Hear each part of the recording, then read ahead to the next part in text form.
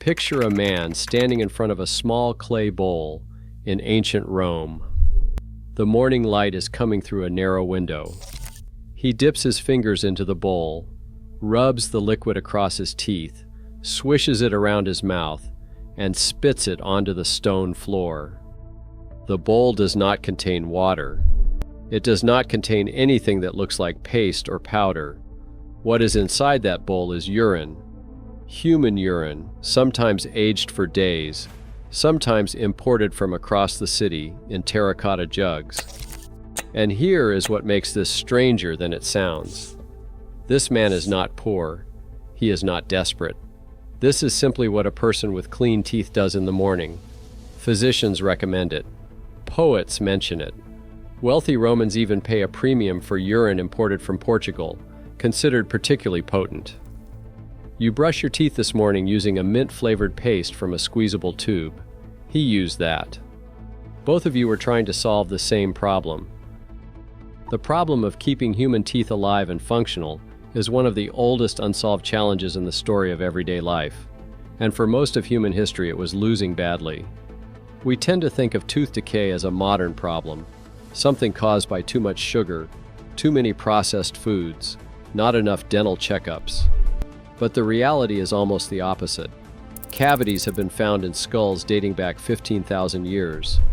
Dental abscesses appear in Egyptian mummies. Worn and broken teeth show up in nearly every ancient burial site ever excavated, regardless of geography or era. For most of human existence, losing your teeth was not an unusual misfortune. It was simply what happened to you if you lived long enough. What made this more than a cosmetic problem was what tooth decay actually meant in physical terms. A cavity does not stay a cavity. Left untreated, it becomes an abscess. An abscess becomes an infection. That infection spreads into the jaw, into the bone, into the bloodstream. Before antibiotics, a badly infected tooth could kill you. Not quickly, not dramatically, just slowly and with extraordinary pain. Historians believe that tooth infections contributed to the deaths of a significant number of people throughout the ancient and medieval world, including possibly some well-known historical figures. It was not always labeled as the cause. People died of fever, of swelling, of sudden illness, but the origin was often sitting right there in the mouth, rotting quietly for months. Chronic dental pain was so common across most of history that people largely accepted it as part of adult life. You expected to lose teeth. You expected to experience stretches of terrible jaw pain.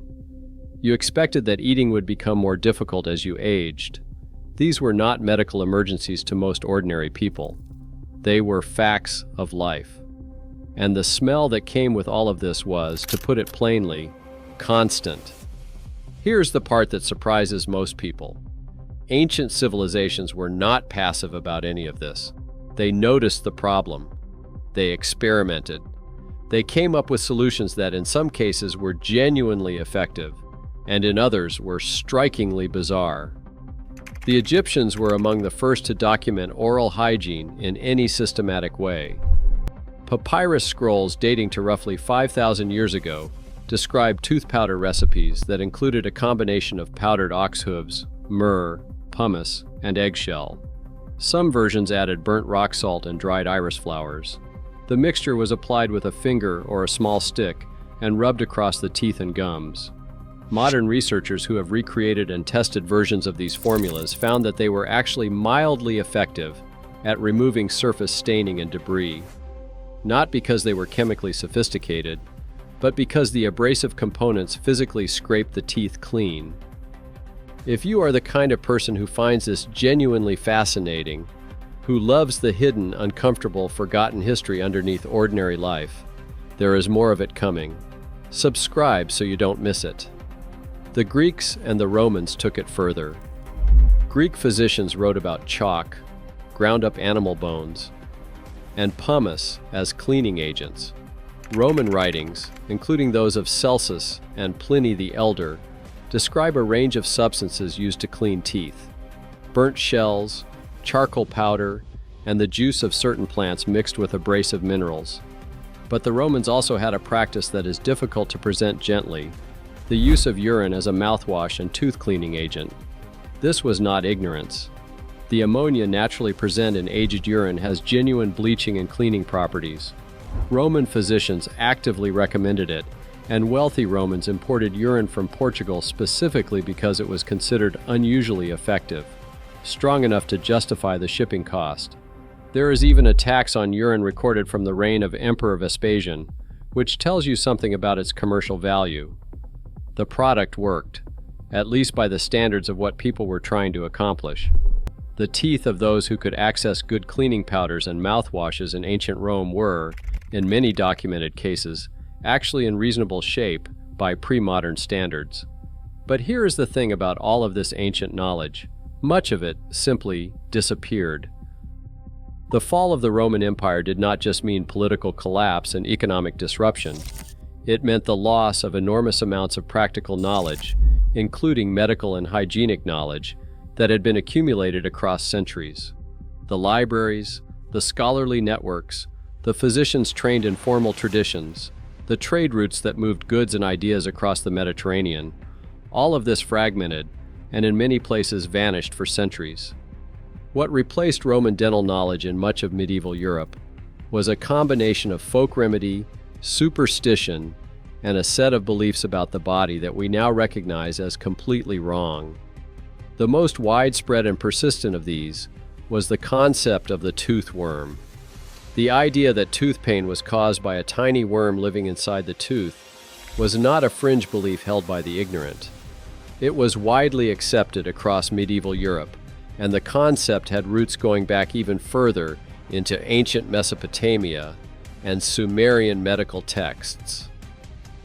The logic, if you can call it that, was simple. A tooth hurt from the inside outward. The pain moved and pulsed, and holes appeared without visible injury. Something must be living in there. A worm made as much sense as anything else. Treatments for the tooth worm ranged from useless to actively dangerous. Burning henbane seeds beneath the tooth and inhaling the smoke was one popular approach. Henbane is a hallucinogenic plant that would have produced a disorienting narcotic effect, which perhaps explains why people believed the smoke was driving something out. Pressing a candle flame close to the open cavity was also practiced, intended to drive the worm toward the heat. People also pressed a mixture of hot wax and fat into the hole. None of these did anything useful except in rare cases where the heat might have killed surface bacteria, and in most cases they caused additional pain and damage. The toothworm myth was not officially discredited until the late 1700s, when the French dentist Pierre Fauchard published a definitive rejection of it. For roughly 2,000 years, this idea shaped how people understood and treated one of the most common sources of physical suffering in human life. The professionals who dealt with teeth during this era were not what we would recognize as dentists. For most of the medieval and early modern period, tooth extraction was performed by barber-surgeons, the same individuals who cut hair, performed bloodlettings, and handled a range of minor surgical procedures. In smaller towns and rural areas, it was more often done by traveling tooth pullers who worked fairs and markets, sometimes with a small stage, an assistant banging a drum or playing instruments to cover the screaming, and a dramatic public performance designed partly as entertainment and partly to attract customers. These extractions were performed without anesthetic, with metal instruments of varying quality, and with no antiseptic precautions of any kind. The goal was simply to remove the tooth as quickly as possible. Whether the socket healed cleanly was a matter of luck. Whether infection followed was also, largely, a matter of luck. The procedure was agonizing and often left patients in worse condition than before, particularly in cases where the tooth broke during removal, leaving root fragments behind in the jaw.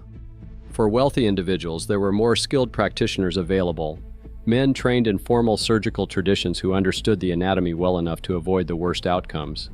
But even for the wealthy, there was no meaningful treatment for decay. A tooth that began to rot was going to be removed eventually. The only question was when. Against this backdrop, the idea of cleaning teeth regularly to prevent decay in the first place simply was not a widespread cultural practice.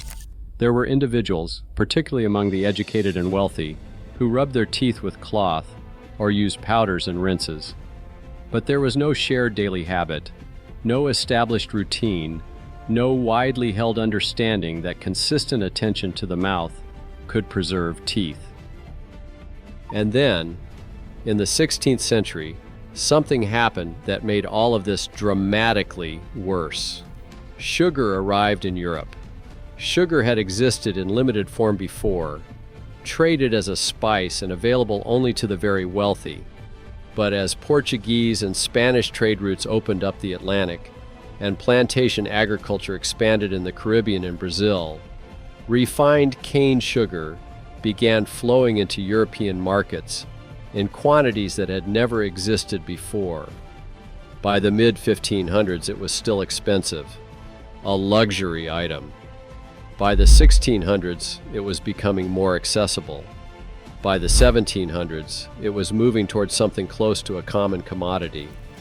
The effect on teeth across the European population was catastrophic. Dental historians examining skeletal remains from this period have documented a clear and dramatic increase in cavity rates beginning in the 16th century and accelerating through the 17th and 18th centuries. The pattern is so consistent across burial sites from different regions and social classes that it reads almost like a chart of sugar importation overlaid on a chart of tooth decay. The lines move together. Queen Elizabeth's wounds is perhaps the most famous example. Contemporary accounts and portraits describe her teeth as severely blackened and decayed by the end of her life. Foreign visitors to her court noted it with some discomfort in their private correspondence. Her condition was not unusual among wealthy Elizabethans who could afford to eat sugar frequently. Status written directly onto your body in the form of rot. That particular fashion did not survive very long, but the tooth decay did. By the time sugar had become widely available across most of Western Europe, the physical reality of what poor dental hygiene actually meant had become impossible to ignore. Most adults could expect to lose teeth beginning in their 20s and 30s. By middle age, significant tooth loss was routine. By old age, most people had very few functional teeth remaining. That reality meant that what people could eat, how they could speak, and how they appeared to others was shaped by a problem that had been accelerating for 2 centuries. People were not entirely passive. They tried things. Charcoal powder was used widely as a tooth-cleaning abrasive through the 17th and 18th centuries. It removed surface staining effectively, which made teeth appear cleaner, but it was highly abrasive, and sustained use wore down the protective enamel rather than preserving it. Crushed brick dust was used in some places for similar reasons, and with similarly destructive long-term effects. The logic was essentially the same as the Egyptian formulas from thousands of years earlier. Scrub the surface hard enough, and it will look cleaner.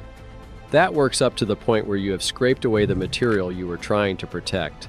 Saltwater rinses appear repeatedly across different cultures and eras as a basic cleaning measure, and these had genuine antiseptic value. Salt inhibits bacterial growth, and regular salt rinses would have reduced mouth bacteria to some degree. But they did not remove debris. They did not prevent the physical process of decay caused by acid-producing bacteria, and they were often used inconsistently. The miswak, a chewing stick made from the branches of the Salvadora persica tree, has been used in the Arab world, North Africa, and parts of South Asia for well over 1,000 years. Modern research has found that miswak contains fluoride, silica, vitamin C, and natural antiseptic compounds. It was, by any reasonable measure, an effective oral hygiene tool available long before modern toothpaste existed, but its use remained largely confined to specific regions and traditions. It did not spread into Europe. It did not become part of the standard toolkit that most people reached for in the morning. For most ordinary people in Western Europe, and increasingly in the American colonies and the early United States, what oral hygiene existed was informal, inconsistent, and largely ineffective. A cloth rubbed over the teeth, a finger scrubbing with salt or ashes, occasional rinses, no consistent daily practice, no understanding of why the practice actually mattered. Somewhere in the 19th century, that was about to change, but the change would take longer than it should have, and the path to it would be stranger and more complicated than the simple story most people have heard. The name most people associate with toothpaste is Colgate. It is on the tube in your bathroom. It has been for generations. And if you asked most people who invented toothpaste, they would probably gesture vaguely toward that name and assume the story starts and ends there. It does not. Not even close. The truth is that by the time Colgate entered the picture, people had already been selling commercial tooth cleaning products for decades. The real history of modern toothpaste is not the story of one company or one inventor. It is the story of a long, slow, frustrating chain of improvements, false starts, and missed opportunities, moving through apothecaries and chemistry labs and military barracks before it finally arrived in the form you recognize today. The first commercially sold tooth powders in the modern sense appeared in England in the late 18th century. These were not folk remedies passed between households. They were packaged products sold by chemists and apothecaries with printed labels and marketed claims. The formulas varied. Some contained chalk, some contained borax or orris root, some used bicarbonate of soda as a mild abrasive and deodorizer. They came in small ceramic pots or paper packets and were applied with a cloth, a sponge, or a small brush. The toothbrush itself had a complicated arrival. Bristle brushes with bone handles had existed in China since at least the 15th century, and the design gradually moved westward through trade. By the late 1700s, toothbrushes were available for purchase in England and beginning to appear among the educated middle and upper classes in Europe and America. William Addis is often credited with manufacturing the first mass-produced toothbrush in England around 1780, though the specific details of that origin story have been simplified over the years. What matters is that by the early 1800s, toothbrushes were a real commercial product, not a curiosity, available to people who had the money and the inclination. But here's what most people don't realize about this entire period. Having the tools available and actually using them were completely separate things. Tooth powders and brushes existed. Dentists and physicians recommended them. And most people still didn't use them. Not because the products were ineffective, but because there was no shared cultural understanding of why daily oral hygiene mattered. The practice simply hadn't become a habit. It hadn't been normalized. It sat in the category of things that careful, fastidious, somewhat unusual people did, not something everyone expected of themselves every morning. Colgate began selling a tooth powder in the United States in 1866, and then a toothpaste in a glass jar in 1873. The paste was an improvement over loose powder in some ways, easier to use, less messy, more consistent in formula.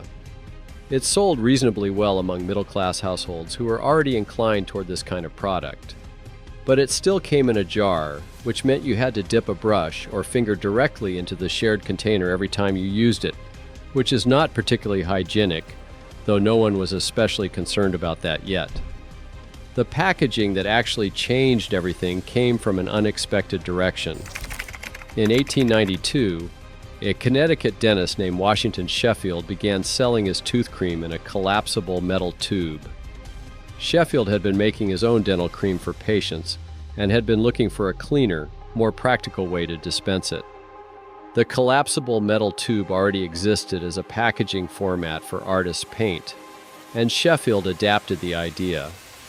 The tube meant the product stayed sealed between uses. You could squeeze out exactly as much as you needed. Nothing got contaminated. Nothing dried out. It was a genuinely better way to deliver the product. Colgate noticed. By the mid-1890s, Colgate had moved its paste into collapsible tubes as well. And with the company's existing distribution network and marketing capacity, the tube format became standard relatively quickly across the industry. Sheffield's contribution was largely absorbed into the broader commercial story without his name attached to it. Most people today have never heard of him. The tube was the real invention, not the paste inside it. But even with commercially available toothpaste in tubes and brushes widely sold in pharmacies, the majority of Americans and Europeans were still not brushing their teeth regularly by the early 20th century, and toothbrushing was not yet routine. Surveys and military recruitment examinations from the period documented appalling rates of dental disease across the general population. Young men being processed for military service during the First World War were found to have extensive untreated decay, multiple missing teeth, and active infections at rates that shocked military physicians, because seeing it documented systematically across hundreds of thousands of men made the scale impossible to ignore. The United States Army responded by making toothbrushing mandatory. Soldiers were issued toothbrushes and toothpaste and required to use them. Dental hygiene became part of the daily routine enforced by military discipline, which turned out to be an extraordinarily effective mechanism for habit formation. This policy was mandatory and structured. When those soldiers came home after the war, they kept brushing.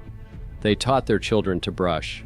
The habit had been installed through repetition and structure, and it transferred from the military context into civilian domestic life in a way that decades of dentist recommendations and product advertising had failed to accomplish. The same pattern repeated on an even larger scale after the Second World War, when millions more men went through military service with mandatory dental hygiene requirements and returned home with the practice genuinely embedded in their routines. Repetition and routine made the difference. The armies of the 20th century did more for American dental health than any advertising campaign ever managed. That is not a small irony. It is actually the central mechanism by which brushing teeth became a normal daily expectation rather than an unusual personal habit. By the post-war years, toothbrushing was becoming genuinely widespread in the United States, at least compared to anything that had existed before. But there was still one more transformation waiting, and it came from an unexpected discovery made in a small Colorado town in the early 20th century. This was a true transformation. A dentist named Frederick McKay arrived in Colorado Springs around 1901 and noticed something strange in the local population. Many residents had teeth with significant brown staining, a mottled discoloration that affected almost everyone who had grown up drinking the local water. This was visually striking and of concern. McKay spent years investigating the phenomenon, eventually enlisting the help of prominent dental researcher G.V. Black. Together, they documented the condition called dental fluorosis across communities in the region. Fluorosis was the name given to the condition. But here is what made this discovery genuinely important. The mottled teeth, despite their appearance, had dramatically lower rates of cavities than the national average. The same property of the local water that was causing the staining was also protecting the teeth from decay. That property turned out to be naturally occurring fluoride. The implications took time to work through the research process. It was not until 1945 that the city of Grand Rapids, Michigan, became the first city in the world to deliberately add fluoride to its public water supply at carefully controlled levels high enough to provide the protective benefit without causing the staining associated with excessive exposure. The results, tracked against control cities that had not fluoridated their water, were dramatic. Cavity rates in children dropped by over 60% over the following decade. 60% was the headline result. In 1955, Procter & Gamble launched Crest toothpaste with added fluoride, branded as Fluoristan. In 1960, the American Dental Association formally endorsed it, the first toothpaste to receive that endorsement. The American Dental Association's approval changed consumer behavior significantly. Crest became a household name. Fluoride toothpaste moved from being one option among many to being what dentists actively recommended, which in that era, and for decades following, had enormous influence on what people bought. The chemistry of what fluoride actually does is worth understanding, because it explains why this was genuinely transformative, rather than just a marketing moment. The bacteria that cause cavities consume sugars and produce acid as a byproduct. That acid dissolves the mineral structure of enamel, creating the physical damage we call a cavity. Fluoride, when present in saliva and in the thin layer of fluid around the tooth, integrates into the enamel structure and makes it significantly more resistant to that acid attack. It also promotes remineralization, helping to repair early-stage damage before it becomes a cavity. It does not eliminate decay entirely, but it dramatically slows it down. The combination of widespread brushing habits, established through military discipline and post-war cultural normalization, and fluoride in both water supplies and toothpaste produced a measurable, documented, population-level change in dental health across the second half of the 20th century. Tooth loss rates fell substantially. The percentage of Americans who had lost all their teeth by age 65 dropped from nearly half in the mid-20th century to a small fraction of that by the century's end. That is not a minor improvement. That represents millions of people living without chronic pain they would previously have accepted as inevitable, eating food they would previously have been unable to chew, speaking and smiling without the self-consciousness that comes with visible missing teeth. It is worth sitting with what that change actually meant in human terms, because the numbers are easy to read past. For most of recorded history, losing teeth was simply part of aging, not a catastrophic event, just a gradual erosion of something you took for granted in youth and mourned as it left you in middle age. The physical consequences were significant. A person missing most of their teeth cannot eat the same foods as someone with intact dentition. They cannot get the same nutritional value from the food they do eat. Chewing is part of digestion, and people with severe tooth loss often show associated nutritional deficiencies. The chronic low-level pain of dental disease, an ache that might persist for weeks or months before a tooth finally gave out entirely, was a tax on daily existence that most people in the modern world have simply never experienced. The social consequences were different, but equally real. Bad teeth were visible. Breath affected by dental decay is distinctive and impossible to hide. The embarrassment and shame associated with visible tooth loss shaped how people smiled, how they spoke, how confident they felt in social situations, how they presented themselves to employers, to strangers, to potential partners. Dental health was not just a matter of physical comfort. It was deeply bound up with how people moved through the world and how the world perceived them. A healthy mouth was, for most of history, a luxury. Not in the sense of an indulgence, but in the literal sense of something available primarily to people with money and access, and the kind of life circumstances that allowed them to think about preventive care rather than simply reacting to pain when it arrived. The person who could afford a dentist, who could afford good food rather than sugar-heavy cheap calories, who had time and privacy for a morning hygiene routine, that person had fundamentally better life outcomes in this domain than someone who could not. The democratization of basic dental health across the 20th century, through public water fluoridation, through mass-produced affordable toothpaste, through public health campaigns in schools, through the normalization of brushing as something everyone does, rather than something careful people do, was a genuine shift in who got to keep their teeth. That sounds almost absurdly mundane. But the thing you're reaching for every morning without thinking about it is the physical object that represents that shift. 5,000 years separate that Egyptian papyrus, describing a paste made from ox hooves and myrrh, from the tube sitting in your bathroom right now. 5,000 years of cavity pain, of tooth worms, of street surgeons with pliers and drums, of urine rinses and brick dust and charcoal powder and glass jars and collapsible metal tubes and military mandates. and a dentist in Colorado who couldn't figure out why everyone's teeth looked strange. The story of toothpaste is not a story about hygiene. It's barely even a story about teeth. It's a story about what happens when a basic human problem goes unsolved for millennia, because solving it requires not just a product, but a habit. Not just a formula, but a reason to use it. Not just scientific knowledge, but a mechanism to spread that knowledge into the daily routine of ordinary people who are mostly just trying to get through the morning. The tube in your bathroom represents all of that. The 2 minutes you spend with it is the thing that your great-great-grandparents would have recognized as an extraordinary luxury, available only to the careful and the privileged, and the unusually attentive, before it became so normal that you do it half asleep without a second thought. That's what everyday objects actually are. Not products, not inventions. Evidence that somewhere along the way, an ordinary human problem finally got a solution that people could actually live with.